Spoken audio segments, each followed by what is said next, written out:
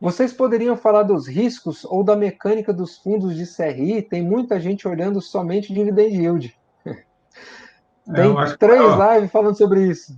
o maior risco do fundo de CRI, o que que é? A pessoa olha o dividend yield, né? Então, digamos que, e normalmente os fundos de CRI, eles têm um dividend yield maior, né, mais alto do que o fundo de tijolo. Qual que é o grande problema disso? Digamos que o fundo de tijolo está te pagando 6% ao ano, e o fundo de CRI paga 8%. Aí você fala, poxa, tá excelente, né? Eu estou ganhando 2% a mais. Ok. O problema é que ele está te distribuindo a inflação, e a inflação nossa é 4%, tá? Então, essa inflação que ele está te distribuindo, ele não vai conseguir reinvestir. O fundo de tijolo daqui a 20 anos, uma cota de 100, ela vai estar valendo 300, 400, né? O fundo de CRI, uma cota de 100, ela vai estar valendo 100, cento e pouco, né? Porque ele vai te distribuir tudo, né? Tudo que ele ganha, ele te distribui e ele fica só com o principal para reinvestir e comprar outro ativo. Então, o maior risco é você achar que está recebendo mais, mas no final, você acaba recebendo menos, porque você não faz esse desconto da inflação lá de dentro.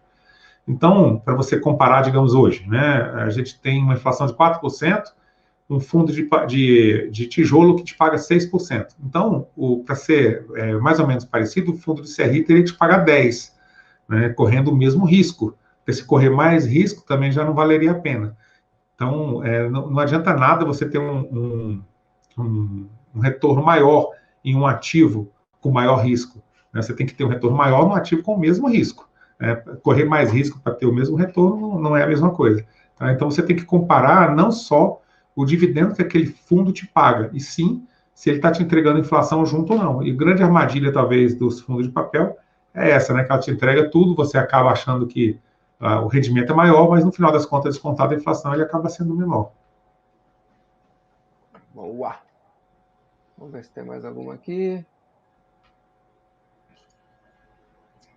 Em uma alta da Selic, FII de tijolo seria a melhor opção para longo prazo, mesmo com a suposta correção de preço? Aí, eu acho que é a complementação, né? É o complemento da pergunta anterior. Um complemento à pergunta anterior. O fio de tijolo, historicamente, se você for pegar, né, Estados Unidos, Brasil e tal, e você traçar uma curva de rentabilidade, dar uma média de mercado do fio de tijolo e do fio de papel, o fio de tijolo ganha. Então, ele vai te entregar o melhor resultado ao longo dos anos, tá? Beleza, isso aí é fato. Acontece Mas, que isso, você pode montar estratégias com fundos de papel, você pode fazer. Tem alguns FIIs de tijolo que são ruins, performam pior. Então, não é uma regra, é uma média. Né? Então, a média, digamos assim, a média ela representa todo mundo, mas ela não é ninguém. Né? Você pega assim e fala uma pessoa assim: eu tenho um filho de 5 anos e eu tenho um avô de 95. A média de idade entre eles é de 50. Poxa, mas nenhum dos dois tem 50. Um tem 95, o outro tem 5. Né? Então, assim, a média, ela representa os dois, sem ser ninguém, sem representar quase nada. Né? Então, você tem que entender bastante o que é essa questão da média. Nem tudo é assim. Né? A média dos FIIs de papel é pior do que a do FII de tijolo, historicamente, nos dois países. Só que a média não é o FII de tijolo nem o FII de papel. Então, você tem que entender aí e que também, em diversas fases, né, do seu investimento, cada um desses tipos de ativo ele pode servir para uma estratégia diferente. e aí lembrar sempre que fundo está ligado a portfólio, gestão e capacidade de geração de renda. Cada fundo tem uma combinação desses 3 fatores que dificilmente ele é o mesmo. Então, quando a gente fala assim, fundo de papel, nem todo fundo de papel é igual. Fundo de tijolo, nem todo fundo de tijolo é igual. Né? E mesmo que eles sejam do mesmo setor, que seja, por exemplo, você está comparando dois de lajes corporativas ou dois de logística, os portfólios são diferentes, as estratégias são diferentes, os imóveis são diferentes. Então não dá para dizer assim que, na média, o fundo de tijolo vai repor a inflação. Não, porque você pode ter momentos de ciclo, por exemplo, em que o ciclo daqueles imóveis está ruim para aquele portfólio ou para aquele setor, enquanto está melhor para outro. Tá?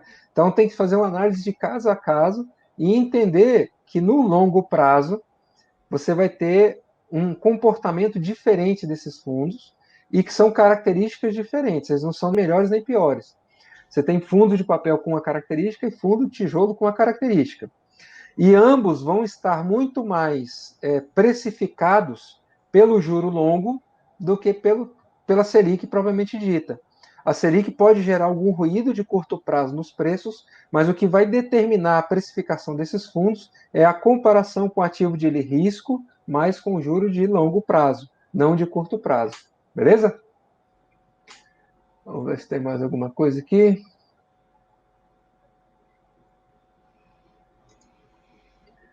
Para quem compra yield e investe a longo prazo, não seria melhor que os preços dos ativos caiam? Meu sonho. Se você conseguir comprar ativos mais baratos, né, sempre, né, e ganhar altos rendimentos em troca disso aí seria o ideal. O problema é que nem sempre, né, quando cai, né, ele está melhor, né, e eu acho que essa é uma das grandes armadilhas. A pessoa investe em uma determinada empresa ou em um determinado fundo imobiliário, aí ele começa a despencar o valor.